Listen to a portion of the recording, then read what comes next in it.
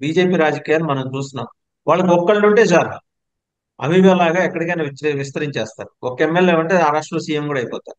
So ఇప్పుడు ఏంటి, BJP ఈ రెండు పెట్టెలు గట్టి పెట్టెలు కొట్టుకుంటుంటే ఆ పోరుని ఎంజాయ్ చేస్తుంది. ఈయన్ని కూడా ఎంకరేజ్ చేస్తారు, యువతల టీడీపీని ఎంకరేజ్ చేస్తారు. అటు చంద్రబాబు గారు ఎప్పుడైనా తోక జాడిస్తే మరేం పర్లేదు, ఆ ఆ, మాకు జగన్మోహన్ రెడ్డి ఉన్నాడని చెప్పుకోవడానికి, అలా ఆ, వాళ్ళు కార్డ్స్ ప్లే చేస్తారు. సో వాళ్ళు చూస్తున్నారు, జగన్మోహన్ రెడ్డి ఒకవేళ ఆయన వెళ్ళారనుకో రిప్రజెంటేషన్ ఇస్తే, అనుషా గారు చాలా సీరియస్ గా కళ్ళజోడు తీసి రిప్రజెంటేషన్ చదువుతారు.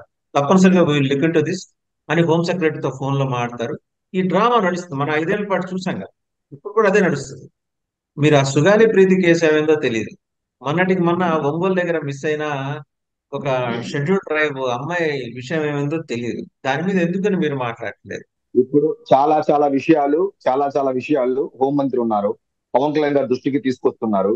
మొన్నటికి మొన్న ఇప్పుడు మీరు చెప్పిన మళ్ళీ చెప్తున్నారు కదా, 9 నెలల్లో మిస్ అయిన ఒక అమ్మాయిని 9 రోజుల్లోనే ఒక అమ్మాయిని ఎక్కడ జమ్మూ కాశ్మీర్ లో తీసుకొచ్చారు. నేను ప్రతి డిబేట్ లోనూ వచ్చి కూర్చొని ఇలాగా 30,000 మంది అమ్మాయిల్లో ఒక అమ్మాయి కదా తొడుకు వచ్చింది, మిగిలిన 29,999 మంది ఏమయ్యారు, వాళ్ళంతా ఎప్పుడు తీసుకొస్తారు అనే ప్రశ్నలు తీసుకొస్తారు.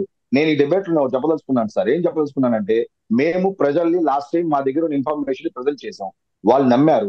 పవన్ కళ్యాణ్ గారు, చంద్రబాబు నాయుడు శాంతి భద్రతల్ని, ఈ రాష్ట్రంలో ఉన్నటువంటి భద్రతల్ని, అభివృద్ధిని కాపాడుతాను, డెవలప్ చేస్తారని చెప్పారు, నమ్మారు. నేను ఇంకోటి సార్, నేనైతే కొంచెం ఎడ్యుకేటెడ్, ఐ మీన్ నేను నాకు డబుల్ పీజీ ఉంది, నేను ఎల్ఎల్బి చేశాను. నేను దాదాపు ఒక మీతో పాటు ఒక 5 years గా జర్నీ చేస్తున్నాను. నేను చాలా డిబేట్స్ లో పార్టిసిపేట్ చేశాను. నేను ఎప్పుడు కూడా ఏ వైఎస్ఆర్సీపీ వాళ్ళతో కూడా నేను ఎప్పుడు డిఫర్ అయింది లేదు. నాకు వెరీ గుడ్ టర్మ్స్ ఉండేది, ఎక్కడ కూడా నాకు లాంగ్వేజ్ చాలా మెయింటైన్ చేస్తాను. బట్ ఫస్ట్ టైం నాకు సుజాత గారు డిబేట్ వచ్చినప్పుడు మాత్రం నేను ఆ కంఫర్ట్ ఫీల్ అవ్వట్లేదు. ఎందుకంటే నాకున్నట్టు నేను నా ప్రొఫెషనల్ అసిస్టెంట్ ప్రొఫెసర్, నేను కొన్ని వేల మందికి ట్రైనింగ్స్ ఇస్తా అంటాను.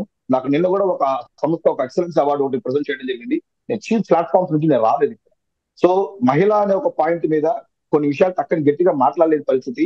టక్కనంటే అది అది అది మహిళా జాతిలో, లేకపోతే నాకున్న రెస్పెక్ట్ మీద మా అమ్మో మా అక్కో అన్న విధానాలలో మేము కొన్ని గట్టిగా చెప్పలేకపోతున్నాం. లేదు సార్, నేను అదే చెప్తున్నాను సార్. ఎందుకంటే ఒక్కొక్కసారి తెలియకుండా లిమిట్స్ దాటాల్సి వస్తుంది, దానివల్ల అనవసరంగా లేనిపోయిన తలనొప్పులు వస్తుంది.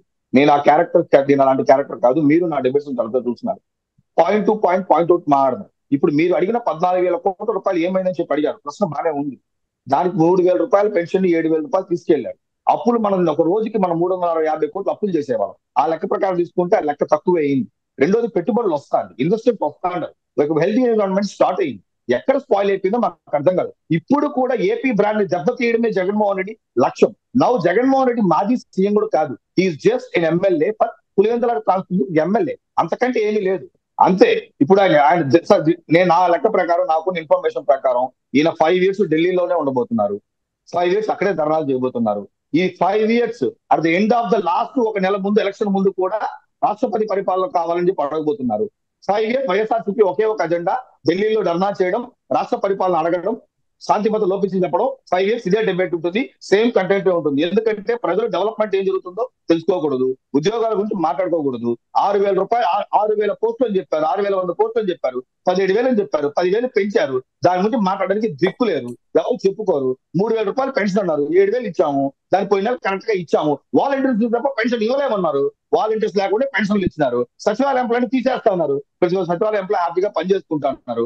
ఇన్వెస్టర్స్ వస్తున్నారు, ఏపీకి బ్రాండింగ్ వస్తా ఉంది, అన్ని ఫైన్ గా జరుగుతుంది. ఈ వైఎస్ఆర్సీపీ ఎంత తక్కువ కనబడితే రాష్ట్రంలో అంత డెవలప్మెంట్ జరుగుతుంది.